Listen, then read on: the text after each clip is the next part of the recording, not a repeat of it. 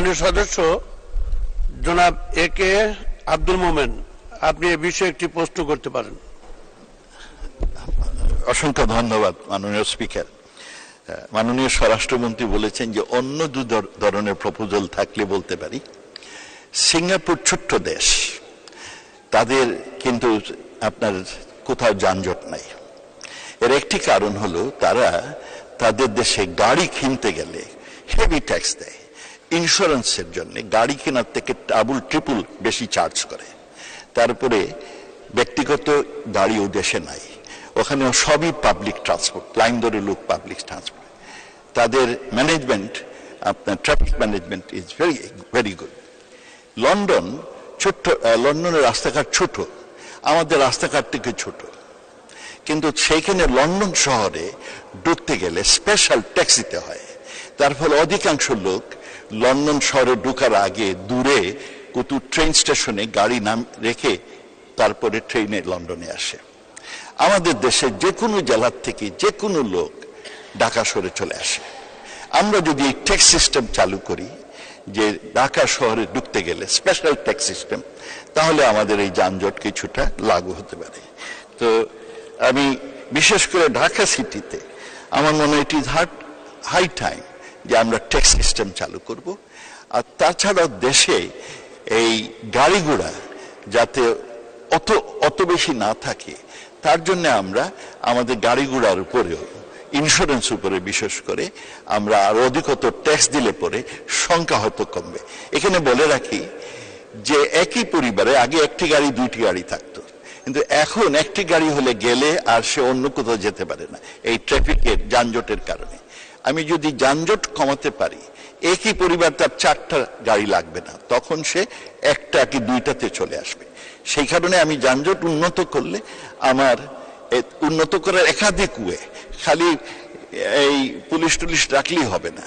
যেমন এসেনশিয়াল যেগুলো দপ্তর, সরকারি দপ্তর ঢাকা শহরে থাকার প্রয়োজন নাই, they should relocate to other districts immediately।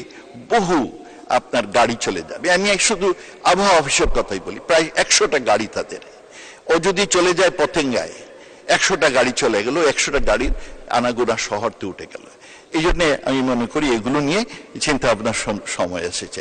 ঢাকায় যানজটটা এখনো যথেষ্ট খারাপ। অসংখ্য ধন্যবাদ মাননীয় স্পিকার। ধন্যবাদ মাননীয় সদস্য। মাননীয় মন্ত্রী। ধন্যবাদ মাননীয় স্পিকার। মাননীয় সংসদ সদস্য, সাবেক পররাষ্ট্রমন্ত্রী, তিনি বহু দেশ ঘুরেছেন, বহু দেশ সম্বন্ধে তিনি জানেন। তারই আলোকে তিনি কিছু আমাদেরকে আলোকিত করেছেন। অবশ্যই তার এই সমস্ত প্রস্তাবগুলো আমরা এগুলো সবই বিবেচনা করব। আমরা আপনার যদি আজকে থেকে 10 বছর আগে ফিরে তাকান, তাহলে আমাদের কিন্তু আমাদের এই যানবাহন সংখ্যা আমাদের কম ছিল এবং নানান ধরনের যানবাহন আমরা ব্যবহার করেছি, রিক্সা করেছি, টেম্পো করেছি, ব্যাটারি চালিত মানে রিক্সা চালু করেছি।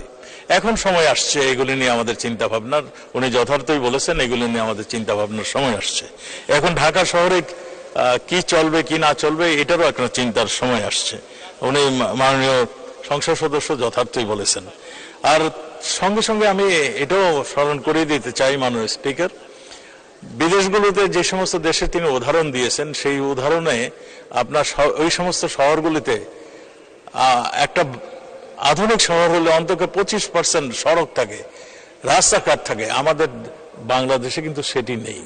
আমাদের বাংলাদেশের ঢাকায় আমরা কিছু এলিভেটেড এক্সপ্রেস, আমরা মেট্রো রেল এগুলো করাতে যানজট কমেছে যেমন, কিন্তু আমাদের ঢাকার বাইরে যদি আমরা ফিরে যাই, আমাদের মানে মানে সড়ক যদি একত্রে করি তারও আমার 10%-এর বেশি আমাদের নেই মাননীয় স্পিকার। সেই জায়গায় আমাদের কিছু দুর্বলতা রয়েছে মাননীয় স্পিকার। আমরা সব মিলেমিশেই আমাদের যেটি প্রয়োজন, যেটি আমাদের করার প্রয়োজন, সেটা আমরা অবশ্যই করব। এবং আমি এইটুকু মনে করি আজকের থেকে মেট্রো রেল এবং এলিভেটেড চালু হওয়ার আগে উত্তরার থেকে বোধহয় 2 ঘন্টাও লেগে যেত, এখন আমরা 15-20 মিনিটের মধ্যেই চলে আসতে পারি। এগুলো হয়েছে মাননীয় স্পিকার, আরো হবে ইনশাল্লাহ। আমাদের মাননীয় প্রধানমন্ত্রী দিক নির্দেশনায়, তার দিক নির্দেশনায় আমরা ঢাকা শহরকে যানজট মুক্ত করব, আমরা সেই প্রচেষ্টায় আছি। ধন্যবাদ মাননীয় স্পিকার। ধন্যবাদ মাননীয় মন্ত্রী, আপনাকে অসংখ্য ধন্যবাদ।